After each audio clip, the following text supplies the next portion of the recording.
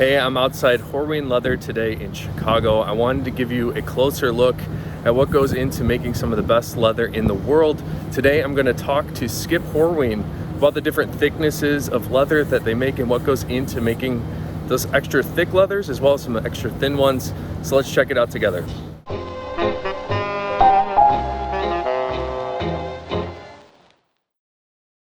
We produce leather here in thicknesses ranging from 2 to 2.5 ounce up to 13 to 15 ounce. And the thickness is dependent upon the hide and also upon obviously the end use for the product. So the very lightweight stuff would go to things like wallets and garments and linings. And the very heaviest of stuff used to go to mechanical leathers for oil seals and packings, and now goes to things like, we have customers who do attack dog training gear. So they do very heavy harnesses and leashes and something that needs to be very strong and is very stout.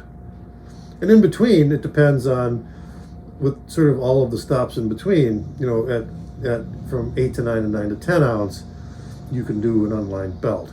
And from 6 to 7 to 7, 8, you can do some of the very heavy shoes or unlined sandals. And from 5.5 to 6 and 5 to 5.5, that's more like people doing generally unlined shoes or maybe very thinly lined shoes. 3.5 to 4, 4 to 4.5 is going to be lined shoes. And then it just depends on constructions. Bags could go across any of those weight levels depending upon design, construction, and lining. What are the challenges to be able to produce such a range of leathers? Well, and obviously in the weights that we look to do, and we are primarily a heavy leather tanner, and the broad range of products that we're making for the broad range of end products that are being made, you'd like to ideally match the hide thickness as close as you can to the thickness of the end product. And there are some exceptions with that. I mean, in our world, what that means is we're doing several different weight classifications of a heavy native steer. But there's a regular run, a mid-grade, and a jumbo. And so if we want heavyweights, we get these jumbo hides, which are the biggest and heaviest. And if we're looking to use some of the lined to semi-lined, then it's the midweights.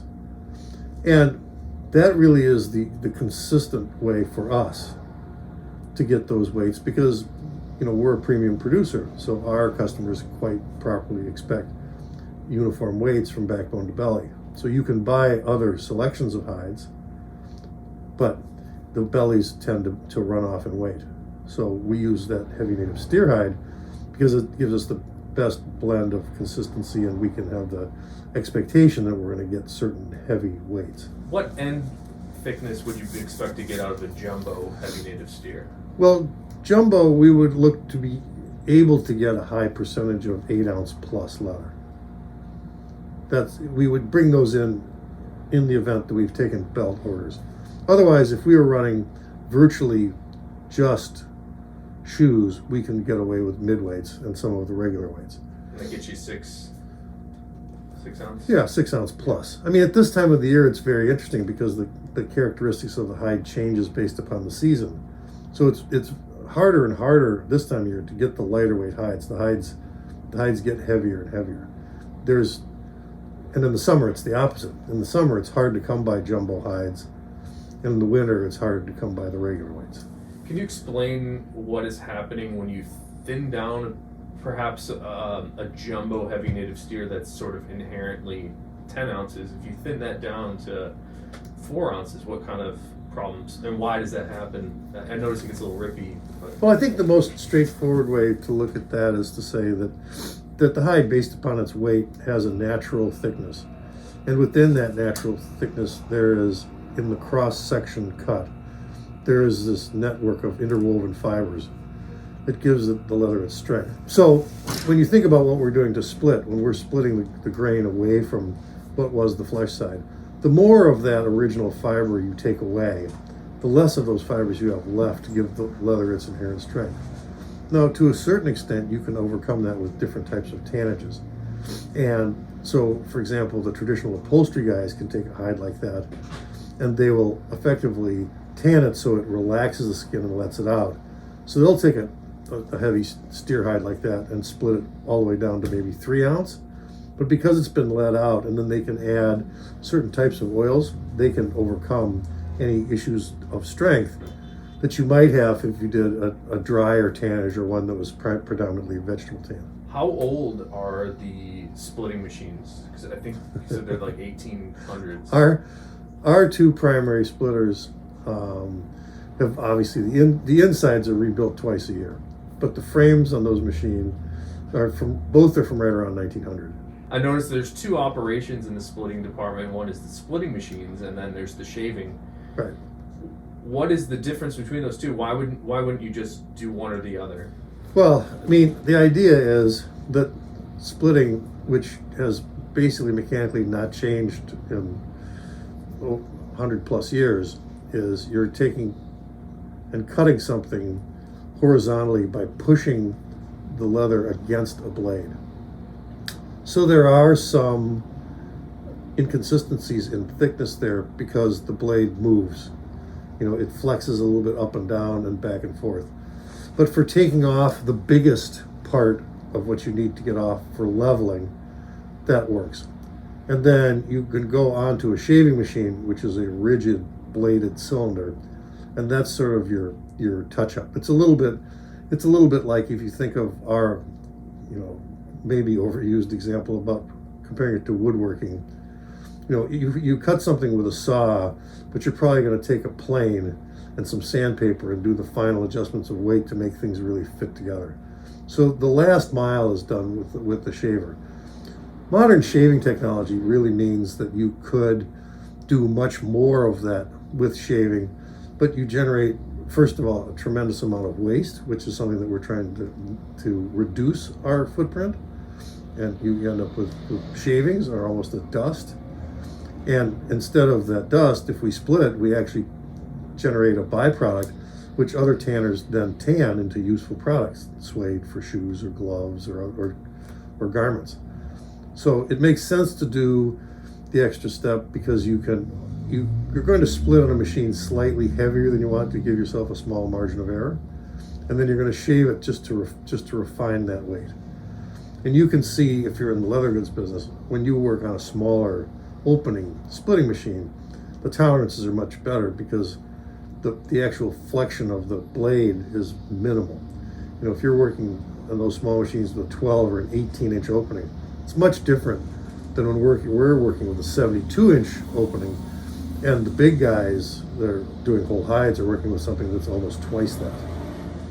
All right, I'm back at the Ashland workshop here, and I wanted to show you some shell Cordovan because shell Cordovan presents a very specific challenge. Each shell is different in thickness, and even in the shell itself, we will see random variation in the thickness of the leather itself. So you might see right here where we're snapping it, we got about 4 3/4 ounces. And if we go more down towards the flap here on the bottom of the shell, it's a particular piece of the shell that's usually a little bit thinner. We can see it's more like 3.5 ounces down here, which is very interesting.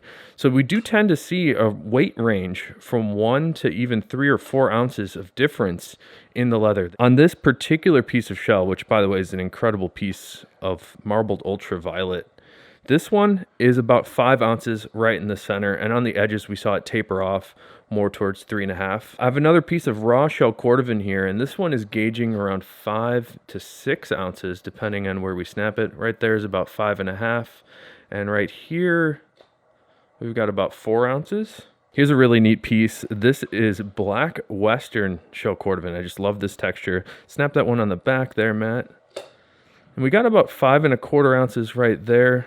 It tends to be a little bit of the thicker spots of the shell, and more of that flap section of the leather. We're getting a little under 3 ounces right here, so that's a really dramatic weight difference in this particular piece of shell. And I have another Western print here, but this is the denim blue shell Cordovan. We're getting about 5 ounces in the thicker part. This one is relatively even thickness all around. We got about 5 ounces there, and in the center we've still got about 5 ounces. Here's a really special piece of leather. This is actually something you've never seen before. This is a dip-dyed amaretto shell Cordovan. It's got that interesting orange color on the back side of it, which is how you know it's dip-dyed.